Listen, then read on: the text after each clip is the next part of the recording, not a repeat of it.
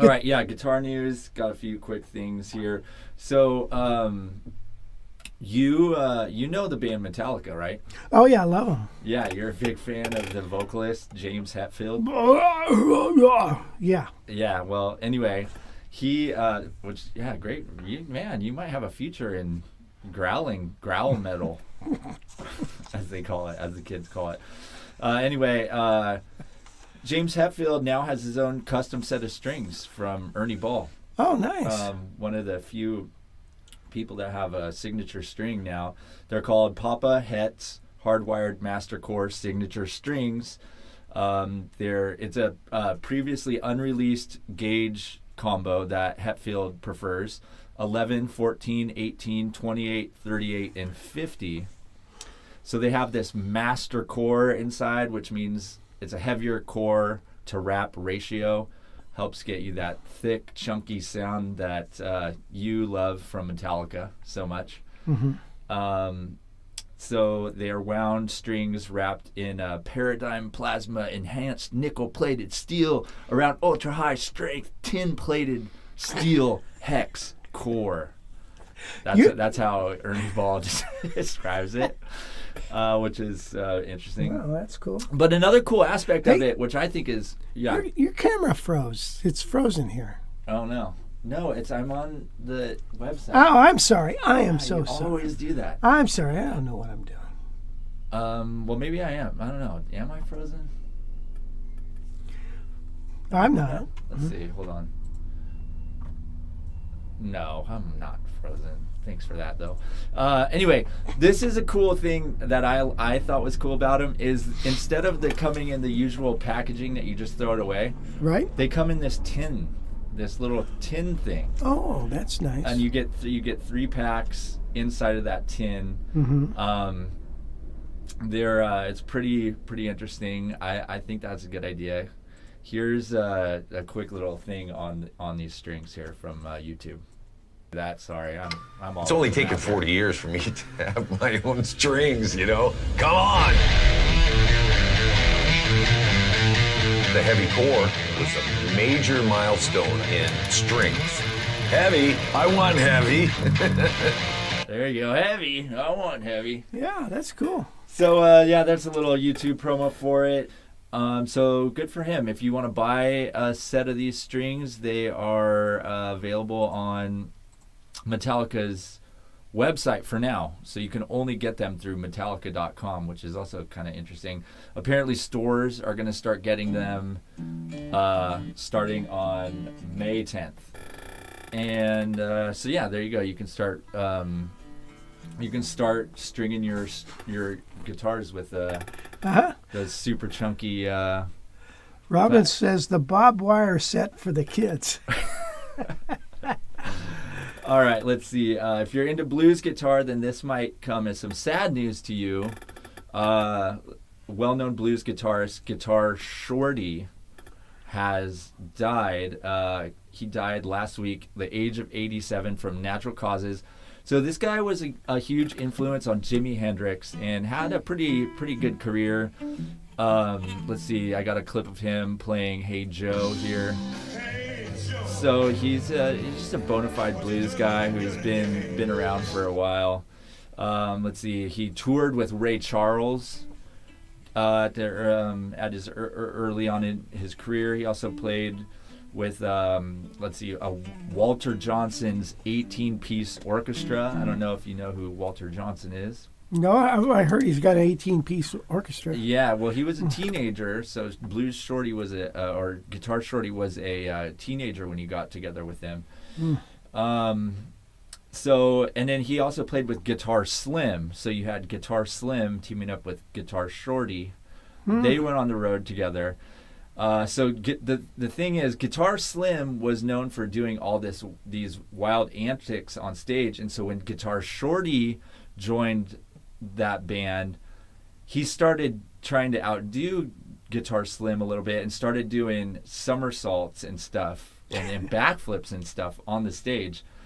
And so after he was on the road, he settled in Seattle, where he became friends with Jimi Hendrix. Guitar Shorty's wild stage antics left a big mark on Jimi Hendrix. Jimmy had told Guitar Shorty that one of the reasons that Jimmy would set his guitar on fire on stage was because Jimmy couldn't do the backflips and the somersaults that Guitar Shorty could pull off on stage. So I found a clip. So check this out. This is pretty cool. Watch this guy go.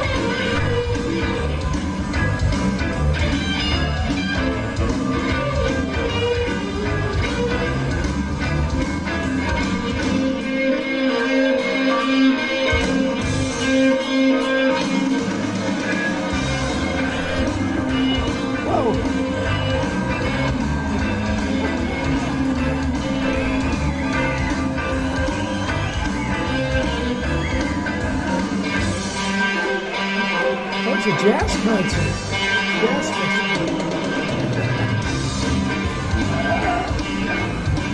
So that's one of his little tricks on there, which is I could see you trying to pull that off. This one is pretty interesting. Check out this one. This one's even better.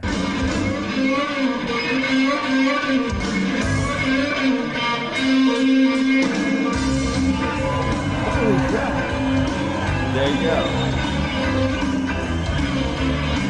So yeah, I mean the guy did some pretty amazing stuff, and he appears to not miss a beat on some of those things. So yeah, the guy was a huge influence on the blues guitar community over the last 4 decades. So sad to see him go, and you just don't see many guys doing flips like that on stage, especially I mean maybe in the rock, heavy metal, genre, but blues. I've never seen anybody do that. Yeah. I remember the leader of the Dick Clark band. He said, Chuck Berry, he gets more applause when he does his dance than he does his playing. the duck walk. I'm unfamiliar with the duck walk. What? Yeah. Yeah, no way. Yeah, I don't know. How can you? What? I mean, whose kid are you? You know how I don't listen to a lot of Chuck Berry. All right. Anyway, let's see. Got another story here. Reverend Guitars, which we think are pretty cool. Oh yeah, I think they're owner, great. The owner Joe Naylor, is that his name? Yeah. So you know him pretty well. Yes, I do. Definitely given you a few guitars to play over the years. Well, they just released another guitar for Billy Corgan, who is the singer for the Smashing Pumpkins, another band that you love a lot, the Smashing Pumpkins. Right? So anyway, check this thing out though. Isn't that a cool looking guitar right there? Yep. I do love the Reverend designs. I think they're really cool. This one right here is the Reverend Billy Corgan Z1. Very cool looking. It's got an alder body that creates a nice thick tone. Mm-hmm. Deep cutaways provide easy access to the higher frets. It's a total rock guitar. Chambered body topped with an aluminum pickguard, which is different. And it's got those bright, super chromed out pickup covers. Those are Railhammer Z1 pickups that have just a super fat mid-range apparently that is great for a rock guitar. No word yet on the price of this guitar, but it's the third actual guitar that Reverend has made for Billy Corgan. Here's the other one of the other ones, the Billy Corgan signature, also a pretty cool looking guitar. Right? Oh, yeah, sure. I love the added aluminum on that one too. It's kind of all spaced out and stuff. It looks very cool. So there you go. You can get a new Reverend guitar from your favorite band, Smashing Pumpkins. And then finally, let's see. We got one last story here, and this is a follow-up story to last week about Gibson Guitars not having a big presence in the performers at Coachella, which recently took place down in Southern California. So this all started with this post on this guitar, the gear page, guitar forum, the gearpage.net post titled entitled Gibson Might Be in Trouble. Let me read it to you. After watching several bands this past weekend at Coachella, one thing was obvious. Oh, you did that last week. Yeah, thanks. And I already said that. Oh, okay. I'm sorry. Oh, my God. Are you serious? No, I'm not. Yep. I'm sorry. Go ahead. I mean, if you're going to interrupt me, at least make it be funny. You know? Oh. Like, God. Okay, I'm sorry. I didn't mean to interrupt. That was not even funny. All right, here's what he said. After watching several bands this past weekend at Coachella, one thing was obvious. None of the kids these days are playing Gibsons. I saw a couple of Les Pauls, but they were only used for a few songs. The vast majority of bands were all Fender, a fair amount of Tellys, Strats, and Mustangs, but Jazzmasters dominated. He says, I'm not saying Gibson is in trouble today, but older people think Gibsons are cool today, mostly because of what pop stars of 30, 50 years ago were playing. It's not a good sign for Gibson's future. Well, Variety magazine picked up the story, and they talked with some artists and executive with Fender about why there were so many Fender guitars at Coachella. Matt Watts, the SVP of marketing, says, the main reason there's so many Fenders around is because Fender cares a lot more about catering to the next generation than Gibson does. He says, quote, Fender's presence on stages has been explosive, which is the culmination of years of supporting the next generation of artists and listening to the needs of the fans and players who support them. Whether they are first-time learners or festival headliners, Fender is built on the foundation of putting artists and players first. We're constantly inspired by where music and guitars are headed and are especially excited to champion so many diverse artists. So I agree with him. I think Fender does do a better job of teaming up with artists who are kind of younger and more relevant to the next generation, which makes the younger generation want to play those guitars. They team up with guys like Shawn Mendes, Conan Gray. Those are like straight up pop singers who play guitar. And then Tom Morello, of course, from Rage Against the Machine. I mean, he's a guy that I've listened to since I was growing up. Plus, Fender also has all this technology that it uses to its advantage. And we all know that young people love tech and love apps. Fender has this Fender Play app, which is an all-in-one learning platform for guitar, bass, and ukulele. It has a vast library of songs. I mean, stuff from the Rolling Stones all the way up to Green Day to like Billie Eilish. Like, you're not going to find Billie Eilish, who's like one of the premier pop artists out right now, doing anything with Gibson. Mm-hmm. You know, you see Gibson teaming up with guys like, or bands like Kiss, you know, and all these classic rock kind of bands. Mm-hmm. So it's irrelevant to the next generation. I mean, I don't know. No one I know listens to Kiss, and I definitely know no one younger than me does.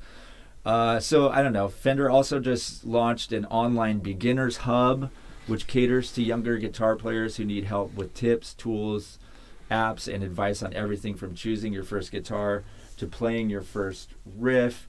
And I was just poking around on this Fender page and look at even this little thing that pops up right here on the corner. It says, mm-hmm. Beginner? Ask me a question. So I just, you don't see that kind of stuff happening with Gibson, which I think is why that they're natural, like young people just naturally kind of gravitate towards Fender, because it is geared towards younger people. But that just means that when all these young people get older and they have money finally, they're still probably going to be buying a bunch of Fender gear. Mm-hmm.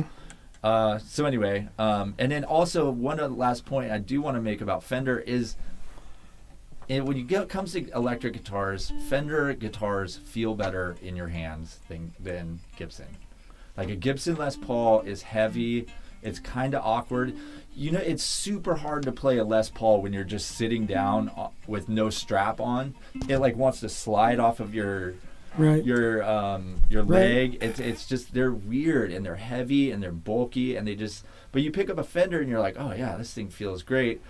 And maybe the tone might not be as good as a Gibson, but for like nowadays, you don't need the guitar to even have a good tone because there's so much like technology and amps and pedals and plugins to make your guitar sound however the hell you want.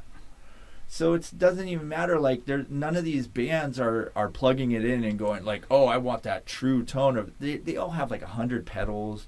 You're using like 100 plugins on their recordings. Their amps have simulators all over them, and right. So the tone. One guy puts it like, you can find workarounds to get the tone you need, but feel is feel.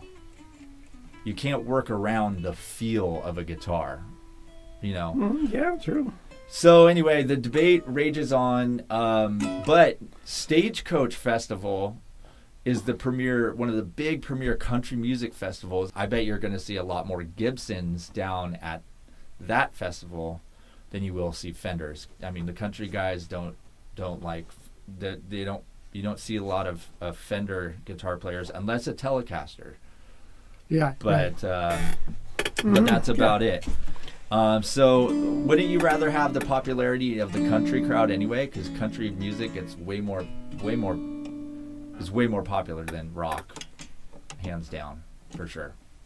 So yeah. I don't know. Maybe Gibson isn't doing such a bad job because. Well, Gibson's got a few things going for it. One of it is it makes great acoustic guitars. Yeah, Fender's acoustics are not good. That is for sure. The thing that Fender has got, they make great amps. They make amps. Gibson doesn't make amps. So, you know, there's the Gibson, the Fender guitar married to a Fender amp is a real cool sound, you know. So, I don't know, man. But all that stuff is so, I don't know. Wes, I don't know. Yeah, we'll see. I don't know. You know, yeah. So, Gibson, yeah, I see what he's saying about that. It only takes one artist to come along. What was it, Lenny Kravitz? Wasn't he a Gibson guy? Yeah, he played like a Flying V type of thing for a while. Yeah. It's weird. I don't know. All those pedals and all that stuff. Oh man, it's such a. I just went through that because I was preparing a piece that was for this little big band, and it was a blues sounding thing, and so I was going through my pedals and the amps, and you know what sounded the best to me was that Tal Farlow with flat wound strings.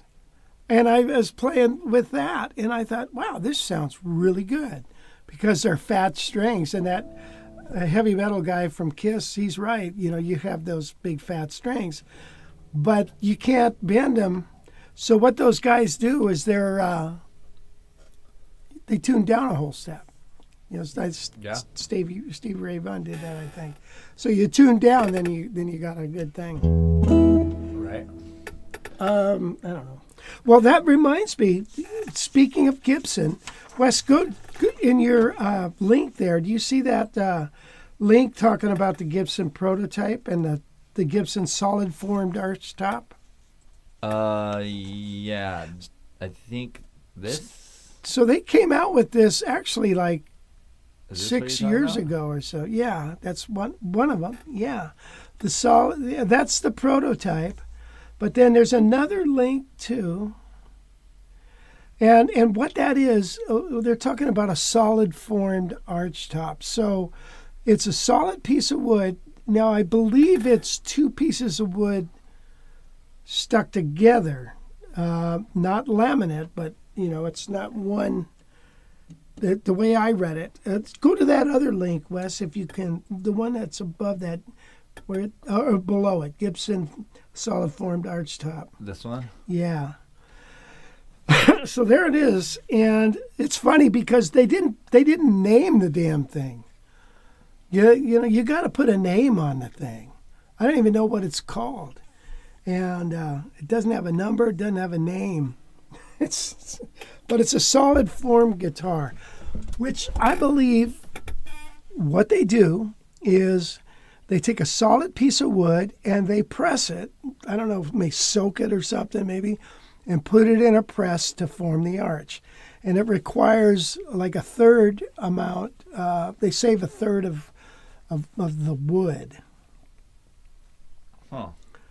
But so I've never heard one. I've never played one. I'm sure they sound good, And,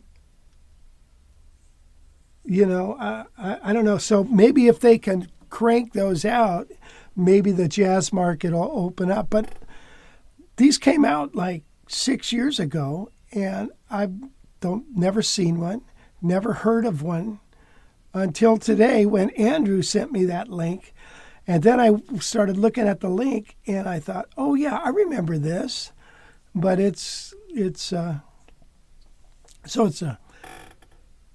so like this guitar here. See this is a laminate guitar. So what they do is they have a piece of wood, a little tiny thin piece of wood. They put it in a press and they press it down. Put a bunch of glue on it. Put another piece of wood and press it down. Put another piece of wood and press it down. They do it 3 or 4 times, maybe even more. Then they got a piece of wood that's arched, and then they cut the guitar out. Okay. So that's a long process. Archtop guitar that's hand carved. You got a piece of wood about this big, and then they've already got they carve out the arch, so they have to carve it out. So you got a piece of wood that started like this. Now it ends up like this. You see, so this new thing they got going, they can take this piece of wood that's only like this and put it in the press. I don't know how they do it. It's a patented thing, and then they press that. So it's probably just as good as a carved. Who knows? Maybe it's better. I don't know. But I never heard anything, whatever happened to them. I've never heard anybody play one, anybody sell one, or anything. And like I said, the guitar doesn't even have a freaking name. Jim said that it's called the Gibson Venetian. Well, that's just the cutaway. Is it? Who said that? Jim.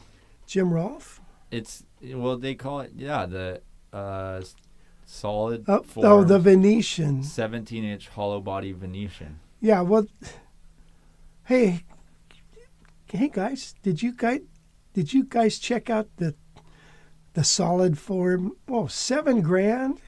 Yeah, that's why you haven't heard or seen many of them, because no one bought them. And that was in 6 years ago. Yeah. So, gosh, what are they priced at now? 10? Yeah. I mean, it is cool. It's a cool looking guitar for sure. I mean, it is cool. I bet it sounds pretty good with that. Is that a floating pickup there? Yeah. I was reading some stuff about it, and they said it was not a Johnny Smith. It was some other thing, but then some other guy took it all apart and said, "Oh, that's a lot Johnny Smith," whatever. I don't know. So who knows? Who knows? But isn't that interesting? That is a cool guitar for sure. Yeah, maybe you'll have to start poking around on Reverb and seeing if you could find a Gibson Venetian. Type that in. Yeah. And see what pops up. I mean, obviously they're going to be. That's so expensive. Like for $7,000, wouldn't you rather have like a Tal Farlow or something that's known? Well, you would buy. Or a Johnny Smith even? Yeah, you're getting, yeah. I mean, I bet you could find one for $7. Yeah, it's closer to 8.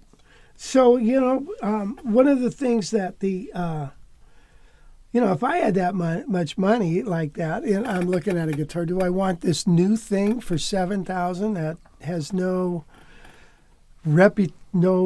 proven resale value or anything, or should I just go buy, put another $1,000 with it and buy an L5 or something? Right. That's what that's a tough. Oh, the one the guy sent me is for sale on that link for $4K. Yeah, but it looks, well, it's the prototype, right? Yeah. It looks different. Is that a floating pickup? Well, no, that's a Charlie Christian sent in. Charlie Christian. Plus it has this. Yeah, that's the cutaway. I know, but it's different. Florentine Right, it's different than the others. Than that. Yeah. But I muted you. Oh, thanks. You can't hear. Your guitar's loud, and you can't hear when you talk while you play and talk at the same time. All right, I'll turn it down over here. Right. But go back to the, if you don't mind, go back to that Venetian guitar. Because if you go back down to the neck where it talks about what the neck is made out of. Neck. I think you passed it.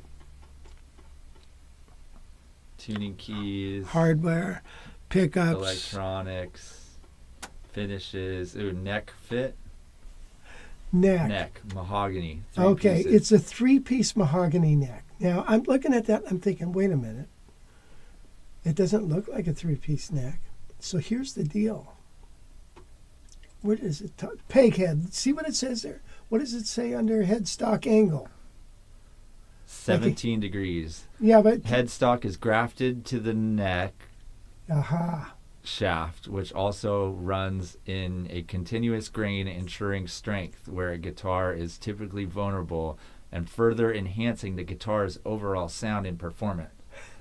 Where the neck meets the body, the heel block is precision glued to the neck shaft and features a precision dovetail joint. So that just means, that's a cheaper neck, right? Well, look at... that's like the neck on that... this Stromberg. The Stromberg, yeah. Yeah, look at... So, on this neck, it's the same thing.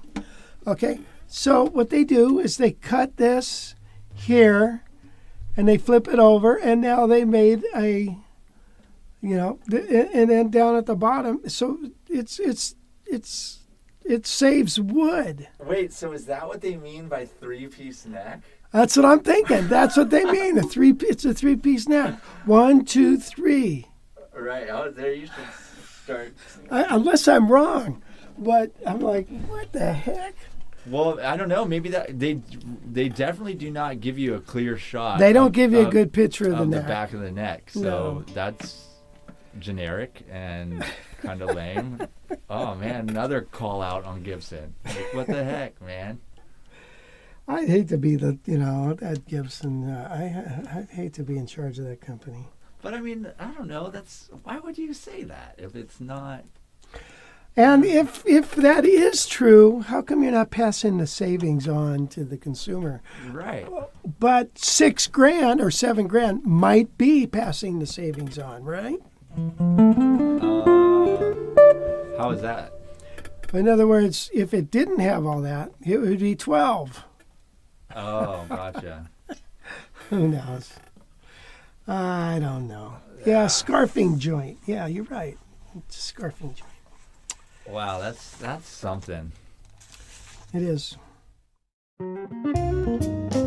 Hi, Rich here again. I just wanted to say thanks for checking out my videos. If you like it, hit the thumbs up button. And if you haven't already, please subscribe to my channel and sign up for those notifications so you can see all the cool guitar videos we put out each week. If you want more lessons right now, I have hundreds of them at guitarcollegelibrary.com. Check out our low-price monthly streaming memberships. And if you want to learn jazz, check out my course, Jazz Guitar Improv. I take beginner jazz players and get them playing awesome solos on the fly. You'll see the link for the JGI course in the description below. Hey, thanks again for watching my channel. We'll see you again real soon with a new video.